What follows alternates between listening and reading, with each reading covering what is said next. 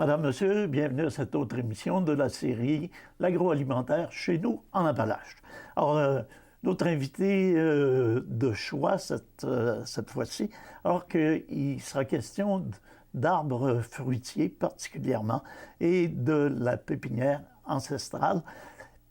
À cet effet, j'ai le plaisir d'accueillir Madame Marianne Barry. Alors, Madame Barry, bienvenue. Bonjour, merci de votre invitation, c'est très gentil. Et je pense qu'au cours de la prochaine demi-heure, on aura l'occasion d'apprendre beaucoup de choses, particulièrement sur les arbres fruitiers. Alors, la pépinière ancestrale, c'est une entreprise qui existe depuis combien de temps et se situe à quel endroit? Oui, nous, on est situé à Saint-Julien. Pour situer les gens, là, c'est évidemment dans notre belle région, là, Chaudière-Appalaches. On est comme au bout du territoire. On est entre Saint-Ferdinand et Saint-Fortunat, dans les montagnes, si on veut. On cultive à 1500 pieds d'altitude. Puis nous, on existe, là, la pépinière ancestrale comme telle existe depuis 2008. Par contre, on était déjà producteur agricole, là, mais plus dans la sériculture, avant, depuis 2004. Quand vous dites on cultive à 1500 pieds d'altitude, c'est de l'audace, ça, madame? Oui. 1500 pieds d'altitude, souvent, les gens peuvent penser qu'on est très limité dans les fruitiers, mais nous, on prouve tout le contraire. Il y a énormément de fruitiers que les gens ne penseraient pas qui pourraient pousser sur notre climat, qu'on parle de pommiers, poiriers, pruniers, groseilliers, gadeliers, cassissiers, mélanchiers, le kiwi rustique, tous les arbres à noix, les noisetiers. Le choix est très, très grand. Puis souvent, un petit peu, ça rassure aussi les gens de savoir que, mon Dieu, je viens chercher mes fruitiers ici, en bas de la montagne, il n'y avait pas de neige, je monte en haut, je viens chercher mes arbres fruitiers, là, parce qu'on est ouvert le printemps et l'automne seulement.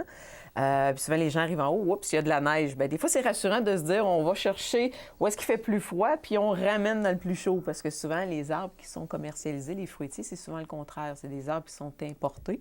S'ils sont importés, par exemple, du sud de l'Ontario ou du nord des États-Unis, c'est des zones souvent qui sont beaucoup plus chaudes. Puis le problème, c'est que des fois, on les amène ici au Québec. S'ils ne sont pas bien adaptés à notre climat, bien, malheureusement, les gens ont une grande déception dès les premières années parce que les arbres ne passent pas l'hiver, ce qui est le contraire chez nous. Vous aviez un petit slogan qui était amusant là-dessus. Notre slogan, c'est « Si ça pousse chez nous, ça pousse chez vous ». Bon, alors c'est une belle garantie. Oui, exactement. Quelle est la mission que la pépinière ancestrale s'est donnée? Nous, en fait, c'est de multiplier des arbres fruitiers, mais pour toutes les régions. C'est-à-dire que souvent, il y a des régions qui avaient été oubliées, si on veut, parce qu'il y a des variétés qui ne poussaient pas à ces endroits-là. Donc, notre mission première, vraiment, c'est de fournir des fruitiers qui sont adaptés pour les clients. Pas juste au niveau de la rusticité. Quand je parle de rusticité, on parle de la capacité à un arbre de pouvoir résister à des hivers quand même assez froids. L'Abitibi, par exemple, le Saguenay-Lac-Saint-Jean ou d'autres provinces canadiennes, parce qu'on vend vraiment dans tout le Canada. D'autres provinces qui sont un petit peu plus au nord et tout ça.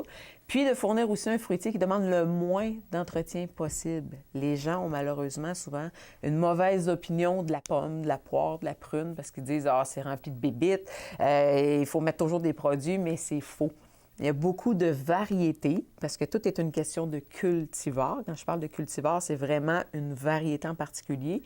Il y a beaucoup de variétés, puis nous, on se concentre vraiment sur ces variétés-là qui ont une résistance naturelle supérieure à la moyenne. Donc, des pommes, par exemple, qui n'auront pas besoin de produits chimiques et tout ça. Je vous en ai apporté d'ailleurs, je peux vous montrer un petit peu. Des pommes, justement, qui n'ont pas besoin d'arrosage. Donc, ces pommes-là que je vous montre présentement n'ont connu aucun arrosage chimique, fongicide ou quoi que ce soit, parce qu'elles ont la capacité d'avoir une bonne résistance naturelle à la plupart des champignons qu'on appelle communément la tavelure. Mm-hmm. Alors, vos fruits résistent, vos arbres fruitiers résistent aux maladies et aux intempéries. Oui. Exactement. On a une gamme, en fait, de fruitiers qui sont ce qu'on appelle les variétés résistantes aux maladies ou à la rusticité, là, ou aux zones climatiques un peu plus froides. Puis on a une gamme aussi qui est plus commerciale. Exemple, les gens, souvent, comme référence, ils ont Cortland, Lobo, McIntosh, les variétés qu'ils voient à l'épicerie. Il faut savoir que ces variétés-là, on les offre pour les gens qui en veulent.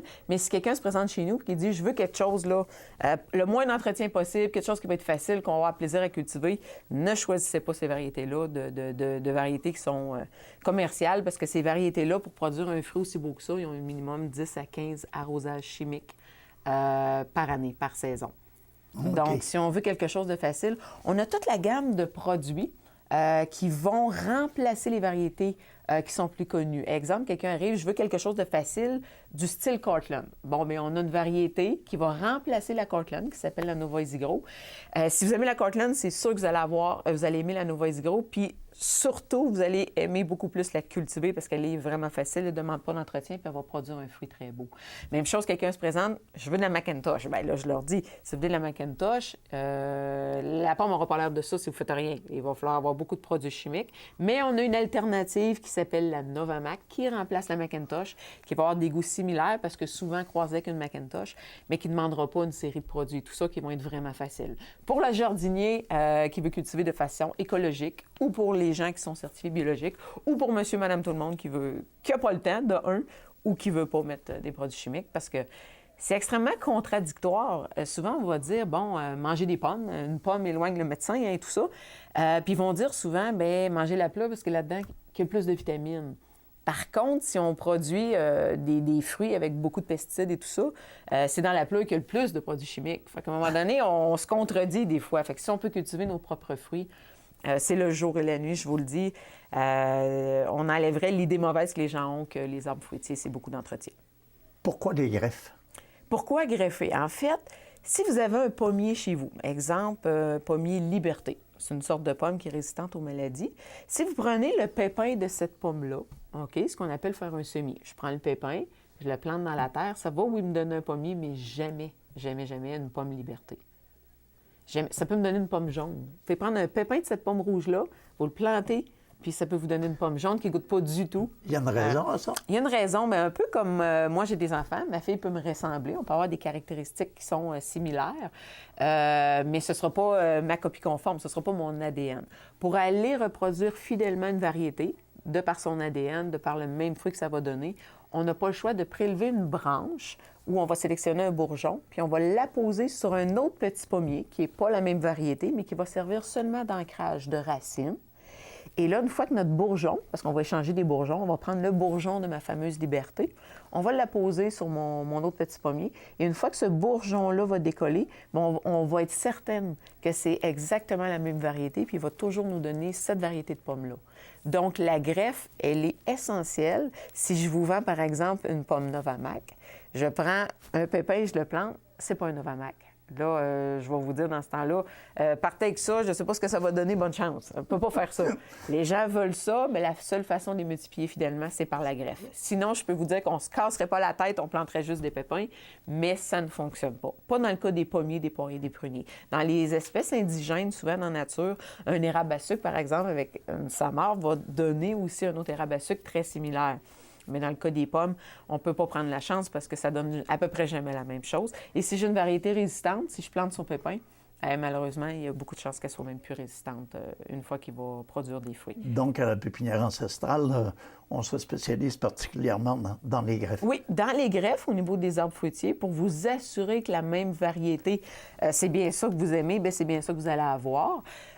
Pour ce qui est des petits fruits, parce qu'on fait aussi des petits fruits, groseilles, gadelles, le kiwi, tout ça, ça, c'est par bouturage. À ce moment-là, on va prélever une branche puis on va la piquer directement dans la terre. Mais dans le cas d'une pomme, d'un pommier, c'est beaucoup plus long à faire. Je dois cultiver ce qu'on appelle un porte-greffe, donc un petit pommier qui va accepter le bourgeon de l'arbre en question que je veux multiplier. Donc lui, je dois le cultiver 1 à 2 ans avant qu'il puisse être greffable. Après 1 an à 2 ans, je prélève mon fameux bourgeon, je viens le mettre sur mon petit pommier en question. Et là, je dois le faire pousser minimum 1 an. Donc, ça me prend à peu près 2 à 3 ans pour produire un pommier d'1 an. C'est pour ça que les arbres fruitiers, évidemment, c'est toujours un peu plus cher que si on achète un plant de tomate qui a la même hauteur. Vous comprenez? La tomate, on met la graine, puis dans quelques semaines après, on a un plant de tomate, ce qui est complètement différent au niveau des arbres fruitiers. Pommes, poires, prunes, pêcher, nectarine aussi, cerisier, c'est tout par la greffe. Petits fruits, c'est par la bouture, mais on fait aussi du semis. On peut planter, exemple, pour les arbres à noix, on peut planter directement la noix pour obtenir un arbre qui est presque similaire. Est-ce que chez les arbres fruitiers, il y a aussi des rejets au niveau de la greffe? Oui, ça peut arriver des fois qu'il n'y a pas ce qu'on voulait, en fait. C'est que si, exemple, quelqu'un veut 30 pommiers Novamac, par exemple, il peut aussi choisir ce qu'on appelle la hauteur à maturité, donc le type de porte-greffe. Exemple, vous voulez 30 pommiers nains, moi, je vais en produire 35 pour être certaine, parce qu'étant donné qu'on travaille avec la nature, c'est jamais 100 de réussite. Il y a des variétés qui ont 80-90 de réussite. Il y en a d'autres, ça va à 60-70, selon le porte-greffe qu'on va choisir. Porte-greffe, c'est aussi intéressant. C'est quelque chose qui nous distingue aussi parce que souvent, quand on va aller acheter des fruitiers, souvent, on a le choix juste à un type de porte-greffe. C'est-à-dire que tous les arbres à maturité vont venir 15 pieds de hauteur, exemple. Chez nous, la personne qui dit « Moi, j'ai un fil électrique qui passe à 10 pieds de chez nous ou à 12 pieds de hauteur. Je veux un arbre qui vient pas plus que 8 pieds. » Bien, à ce moment-là, on va le produire. Ça va être un arbre qui va rester nain. Donc, on a des arbres qui sont nanifiants. Puis, on a des arbres qui sont semi-nanifiants aussi. Semi-nanifiant, à ce moment-là, il va venir à peu près 12 pieds de hauteur, mais il va vivre plus vieux que le nain. Parce qu'il y a des avantages et des inconvénients au porte-greffe qu'on va choisir, mais on les offre tous. Donc, nous, notre devoir, c'est de dire aux gens, voici les avantages de un, voici les désavantages, voici les avantages de l'autre, les désavantages, et vous avez un choix à faire. Oui, il peut produire plus vite votre nain, mais sachez qu'un nain va vivre à peu près seulement 20 ans. OK. Vous avez un semi-nain. Le semi-nain va vivre peut-être 35-40 ans. Il va produire quand même assez rapidement, mais sa longévité va être beaucoup plus grande. Puis, vous avez le fameux standard, les vieux pommiers comme dans le temps, là, les très, très gros. Les fruits, on a de la difficulté à cueillir les fruits parce qu'évidemment, ils sont très hauts dans l'arbre. C'est des arbres qui vont vivre, par contre, souvent une centaine d'années. Par contre, il faut être vraiment patient parce qu'on peut attendre minimum 8 ans, puis souvent 10-12 ans avant d'avoir nos premiers fruits. OK. Alors que les autres, on a des fruits souvent l'année suivant la plantation. Ça, c'est une expertise que vous avez développée au fil des ans. Là. Ça ne date pas d'hier. Non, ça ne date pas d'hier. Par contre, on a la chance du côté de la famille de mon conjoint. Mes beaux-parents, dans le temps, dans les années 70, 80, 90, avaient une pépinière fruitière qui était située à Saint-Pierre-Baptiste, proche de Saint-Ferdinand. Puis son père, Yves Auger, professeur d'horticulture biologique aussi au cégep de Victoriaville, travaille aussi pour le CETAB, qui est un centre de recherche. Donc, lui, mon conjoint, depuis qu'il est petit, évidemment, l'expression « tomber dans les pommes » est exacte quand il est né. Donc, il a tout appris avec ses parents, la greffe, le bouturage, la machinerie en chien, tout ça. Donc, je peux vous dire que nous, on se complète beaucoup. Moi, évidemment, j'ai tout appris avec eux. Ça fait 17 ans que je suis avec mon conjoint. On s'est connus à 18 ans, quand même rapidement. Puis moi, j'ai tout appris avec eux. Puis moi, c'est plus le côté, j'ai étudié en administration des affaires, donc tout ce qui est gestion, tout ce qui est dans les bureaux et tout ça, mais sur le terrain aussi un peu. Puis mon conjoint, il a son équipe en champ. Fait qu'on se complète bien. Vous avez parlé de certains fruits ou de certains arbres fruitiers qui sont pas communs ou qui, en tout cas, qui peuvent surprendre le commun des mortels, qui peut dire « Ah, ça pousse chez nous, ça! » Oui, exactement. Vous pouvez nous en parler de ces arbres? Oui, il y en a beaucoup. Pour dire, mettons, les principaux exemples. Le kiwi rustique, qui est un kiwi très, très, très similaire au kiwi qu'on va acheter à l'épicerie, excepté qu'il n'est pas poilu. Il n'y a pas d'enveloppe enlevée pour le manger. Il y a comme une pelure de raisin, même un petit peu plus mince que ça. Le kiwi est très intéressant parce qu'il peut pousser à l'ombre, il peut pousser jusqu'au lac Saint-Jean, il peut pousser aussi plein soleil, évidemment. Fait que le kiwi est intéressant. C'est pas un fruit à faire connaître parce que les gens le connaissent, mais les gens ne savent pas qu'il pousse chez nous. Puis ça pousse comme un grimpant, un peu comme de la vigne. Donc, il peut s'accrocher sur une clôture, une pergola ou quoi que ce soit. Fait que c'est un fruit qui est intéressant. Ensuite de ça, dans les autres fruitiers, La poire. La poire, souvent, les gens ont une mauvaise idée de la poire au Québec parce que malheureusement, dans les dernières années, si on regarde dans les 20-25 dernières années, les poiriers qui sont vendus sur le marché, malheureusement, c'est souvent de la petite poire qui a presque toutes les qualités, c'est-à-dire rustique, mon Dieu, résistante aux maladies, mais il lui manque une qualité, elle n'est pas mangeable. Vous comprenez? Donc, nous, on offre des poires qui donnent une nouvelle image à la poire au Québec. Donc, c'est des poires qui sont très grosses, des poires similaires à ce que vous retrouvez sur le marché, mais qui ne demandent pas une série d'entretiens et tout ça. Fait que la poire, c'est assez impressionnant. On a un verger là, de conservation à Saint-Julien. Donc, on a un verger de poire qui contient des dizaines et des dizaines de variétés de poires. C'est impressionnant ce qui pousse dans nos montagnes, c'est impressionnant ce qui pousse même dans le nord du Québec, dans le sud du Québec et tout ça. Puis on a des variétés de prunes. Puis un petit peu plus pour le sud de la province ou pour les zones 4B, si on peut dire, comme les zones comme à partir de Victoriaville, Trois-Rivières, Drummondville jusqu'à Montréal. Là, ben, on parle de pêcher, nectarines, des variétés sélectionnées vraiment qui offrent une résistance au froid supérieure aux variétés qu'on achète comme les pêches de l'Ontario, tout ça. Et abricotiers aussi. Puis des sortes de cerises qui sont excellentes, communément appelées des cerises de France à tort, mais c'est impressionnant tout ce qui pousse sur notre climat, là. Et ça, est-ce que c'est parce que vous avez osé ou c'est parce que vous avez développé une expertise? Oui, c'est ça. On a osé, évidemment, parce que souvent, on importe des variétés d'un peu partout. Sur la planète, d'Europe, des États-Unis. C'est des variétés qui sortent, exemple, des universités, des hybrideurs, des gens qui produisent des variétés. En mélangeant des pollens, tout se fait de façon là, sans OGM, évidemment. Puis souvent, on se fait dire, hey, essaye pas ça, ça pousse en France, ça poussera pas au Québec. Bien, nous, on est têtus, on a la tête dure. Fait qu'on les importe quand même. Puis je vous dirais, sur des fois 10 à 15 nouvelles variétés qu'on introduit des fois par année, il y en a juste une des fois qui meurt pas. Mais celle-là est intéressante en tabarouette. Vous comprenez qu'on se dit, wow, jamais qu'on avait pensé que pendant 4, 5, 6, 7 ans, on aurait des fruits dans cette variété-là. On a passé des durs hivers des dernières années. Ces variétés-là, on résistait à ces hivers-là, alors que personne ne pensait que ça pouvait pousser au Québec.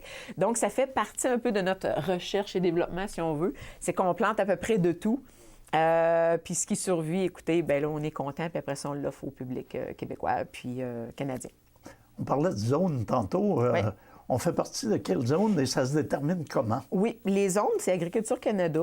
Les zones ont changé dans les dernières années avec d'autres critères qui ont été établis, puis avec le réchauffement climatique aussi, qui a quand même une petite incidence sur les zones climatiques. En gros, les zones climatiques, il y a la zone 2, 3, 4, 5, presque 6 au Québec. OK? Donc, quand on parle d'une zone 2, évidemment, on a beaucoup moins de choix au niveau des pommes, des poires, des prunes qui vont pousser en zone 2. La zone 2, c'est vraiment pour le nord du Québec. Donc, on parle de l'Abitibi. Beaucoup, c'est en zone 2. Ensuite, on tombe en zone 3. Si on descend là, plus le Saguenay, Lac-Saint-Jean. Puis ensuite, on tombe dans les zones 4, dans les régions comme Thetford Mines est zonée 4A, parce qu'il y a des sous-classes de zone 4.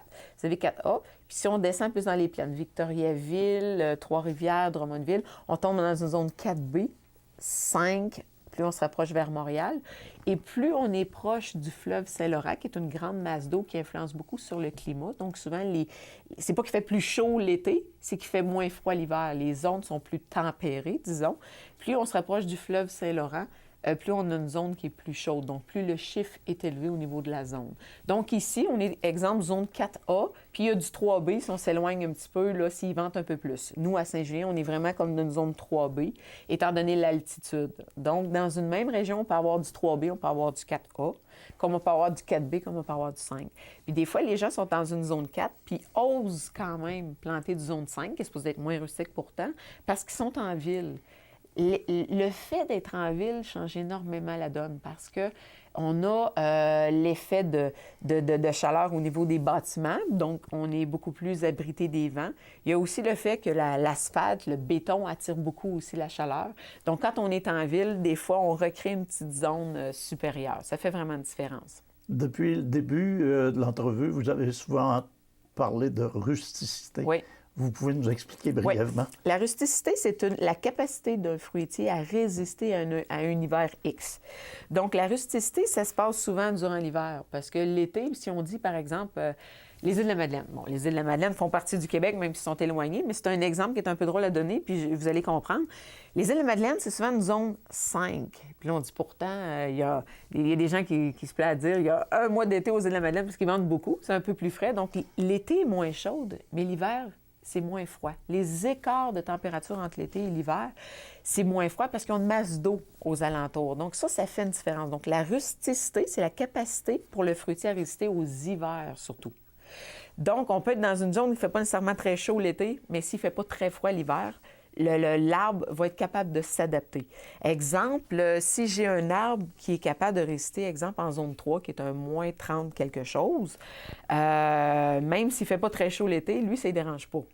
Par contre, si à un moment donné, on a une année exceptionnelle, ça se peut qu'il y ait des petits dommages à l'arbre. Fait qu'à ce moment-là, moi, je dis souvent aux gens, vous êtes en zone 4, vous pouvez planter de zone 4, ils ont été testés pour ça, il n'y a pas de problème. Si vous plantez de zone 3, bien là, c'est comme une assurance sur une assurance. Si vous avez un hiver extrêmement froid qui arrive une fois aux 20 ans, on en a connu dans les dernières années, bien, votre variété zone 3, elle, ça ne dérange même pas qu'il y en ait un hiver plus froid dans votre zone, parce que c'est comme une assurance supplémentaire. Vous êtes en zone 4, puis vous prenez une 3, c'est encore mieux. Là, vous avez pris une 2, bien, inquiétez-vous pas pour l'hiver. Il n'y a aucun... ça va être vraiment facile pour la variété à résister à nos hivers, tant qu'on suit quelques conseils. Puis ça, c'est important aussi. Il y a quelques conseils de base que nous, on donne à nos clients. De par nos petites chroniques qu'on fait, on fait des petites chroniques vidéo, mais on fait aussi des fiches techniques, puis les gens peuvent écouter les vidéos de plantation. Donc, quand ils viennent chercher un arbre, exemple, un pommier, un poirier, un prunier, ils écoutent la petite vidéo de plantation sur le pommier, poirier, prunier. Celle-là dure peut-être 20 minutes. Ils ont les conseils de plantation, comment bien les planter, puis comment les entretenir durant l'année. C'est très simple. Il y a des petites choses que si on les fait, écoutez, ça fait toute la différence sur le taux de réussite pour avoir des fruits plus rapidement. Donc, c'est une série de trucs comme ça qu'on donne. Puis pour les gens qui disent « je veux en savoir plus », bien, à ce moment-là, on donne des formations aussi, des formations d'une journée complète. Et c'est disponible sur votre site Facebook? Exactement. C'est disponible sur notre site Facebook, là, sur le site de la pépinière, là, à Pépinière Ancestrale, puis sur notre site Internet aussi, pépinièreancestrale.com. Qui sont vos clients? Oh mon Dieu, la clientèle est large. Je dis pourquoi large? Parce qu'évidemment, on vend en gros. Il y a des gens qui viennent chercher 1000 arbres. On vend en gros, puis ces gens-là redistribuent soit dans des centres jardins ou autres. Vous avez bien dit? 1000 arbres, oui, exactement. Oui, on a des clients qui viennent chercher 1000 arbres, puis eux autres, ils redistribuent, ont des distributeurs, ou ils revendent, soit au Québec ou dans d'autres provinces, parce qu'il y a des variétés qu'on a qu'ils ne trouvent pas ailleurs. Ça, c'est une clientèle, mais on a aussi la clientèle des petits vergers. Il y a des petits vergers, exemple, ceux qui font des paniers biologiques, tu sais, qui fournissent à des familles soutenues par la communauté qu'on appelle. Eux, de plus en plus, vont diversifier leur panier en ajoutant des fruitiers. Donc, c'est un plus dans leur panier. Donc, eux autres vont planter, exemple, 50 à 100 arbres qui vont fournir pour les 50, 60, 70, 80 familles qu'ils ont à fournir à chaque semaine. Puis, on a le particulier. Donc, nous, on vend à tout le monde. Le particulier, l'avantage du particulier de venir chercher directement chez le producteur. Évidemment, bien, le choix est beaucoup plus grand. Il peut le faire sur mesure. Il veut du nain, du semi-nain ou du standard, les caractéristiques que je vous ai montrées tout à l'heure. Puis, l'autre avantage qu'il a, évidemment, c'est au niveau du prix.